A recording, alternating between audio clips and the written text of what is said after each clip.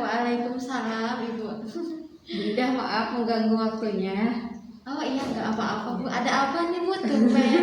Ya gini, saya punya tugas dari pendidikan calon guru penggerak. Nah, di sini saya harus mewawancara salah satu orang guru. Nah, saya akan mewawancara Ibu, boleh? Boleh Bu. Iya.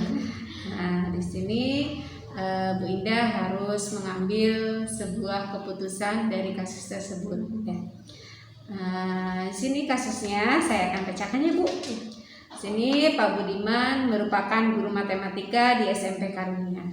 Pak Budiman dikenal sebagai guru yang rajin, ramah, penyabar, dan suka banyak murid.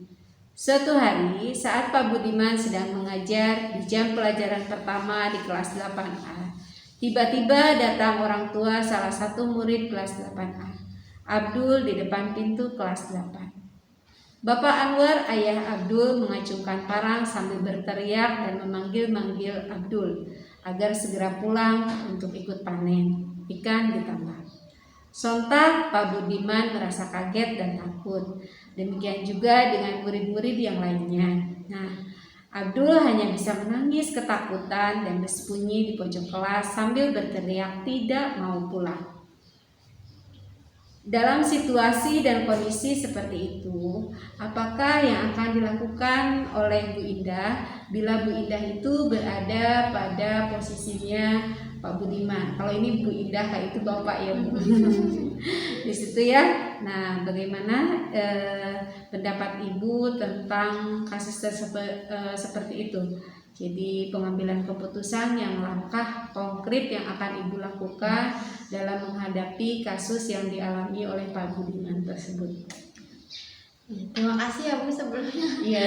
Aduh, saya juga membayangkannya agak takut ya Bu ya, ketika saya sedang mengajar, misalnya ada di posisi Pak Budiman, ada bapak-bapak bawa para anak, sudah tidak bisa membayangkan ya Bu ya. Iya pasti ya Bu. Pasti ketakutan dan wajar mungkin Abdul berteriak tidak mau pulang karena mungkin kan dia sedang belajar ya Bu ya. Mungkin langkah awal yang akan saya berikan pada saat itu adalah memberikan edukasi dan pengertian kepada ayah Abdul bahwa tugas seorang anak di sekolah belajar, menuntut ilmu gitu. Memang saya tidak melarang gitu Pak, saya tidak melarang anak Bapak untuk membantu Bapak. Bahkan itu bagus ya Bu ya, untuk menunjukkan bakti anak kepada orang tua. Tetapi mungkin waktunya kurang tepat apabila ayah Abdul itu menyuruh pada jam pelajaran gitu. Saya juga mungkin akan memberikan pengertian kepada ayah Abdul bahwa Pak, untuk di zaman sekarang pendidikan itu sangat-sangat penting. Apalagi dalam bidang pekerjaan, mungkin Ibu juga tahu ya Bu ya, zaman sekarang seseorang yang bekerja dibekali dengan ilmu pengetahuan dengan seseorang yang bekerja tanpa dibekali ilmu pengetahuan pasti akan jauh berbeda. Pasti hasil atau proses pasti akan jauh berbeda. Maka dari itu saya akan agak sedikit menekankan kepada ayah Abdul bahwa belajar itu penting gitu untuk masa depan, bukan hanya untuk saat ini saja gitu, tidak. Karena belajar di masa sekarang pasti suatu saat akan Abdul rasakan manfaatnya seperti itu. Maka dari itu saya akan memberikan pengertian sih kepada ayah Abdul untuk Pak, kalau bisa ketika Abdul sedang jam belajar, baik itu di sekolah ataupun di rumah gitu ya, ketika waktunya belajar sudah biarkan belajar gitu. Kalau untuk membantu orang tua boleh, tapi ada waktunya agar tidak mengganggu jam pelajaran. Mungkin seperti itu Bu. Iya benar sekali ya Bu.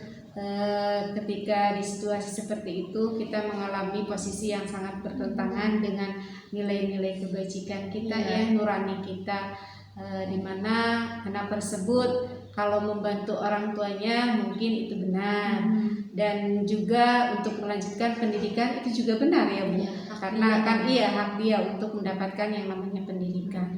Nah, di pendidikan saya di calon guru penggerak, saya mendapatkan modul 3.1 tentang yang namanya pengambilan keputusan.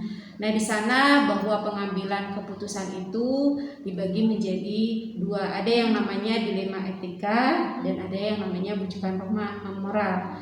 Nah, kalau dilema etika sama halnya seperti yang dialami oleh Pak Budiman, seperti itu ya Bu. Jadi di mana posisi seorang guru itu berada pada posisi benar lawan benar, yaitu benarnya itu seperti apa? Ya benarnya karena si anak itu kalau misalnya membantu orang tua itu benar sebagai bukti bakti kan, kata ibu tadi seperti itu ya. Kemudian di sisi lain juga dia kalau misalnya dia menuntut ilmu itu juga benar karena itu adalah haknya.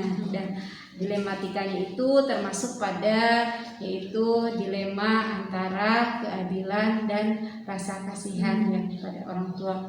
Mungkin itu mudah-mudahan dengan pembelajaran ini, dengan kasus ini, kita sebagai pemimpin pembelajarannya bisa memberikan sebuah pengambilan keputusan yang bisa berpihak pada murid.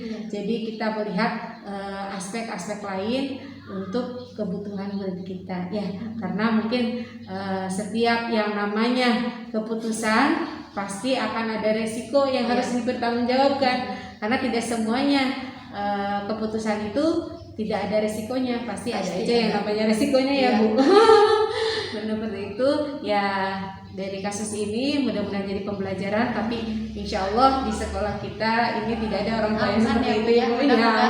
Mudah-mudahan ya Bu ya. Karena udah beberapa tahun ini saya mengajar di sini, alhamdulillah tidak ada ya. Terima kasih Bu untuk waktunya. Mohon maaf ya, saya setelah mengganggu waktu Ibu istirahat digunakan untuk wawancara. Mudah-mudahan ilmu ini bisa bermanfaat bagi kita dan untuk sekolah kita ya Bu. Ya, terima kasih. Assalamualaikum warahmatullahi wabarakatuh. Waalaikumsalam warahmatullahi wabarakatuh.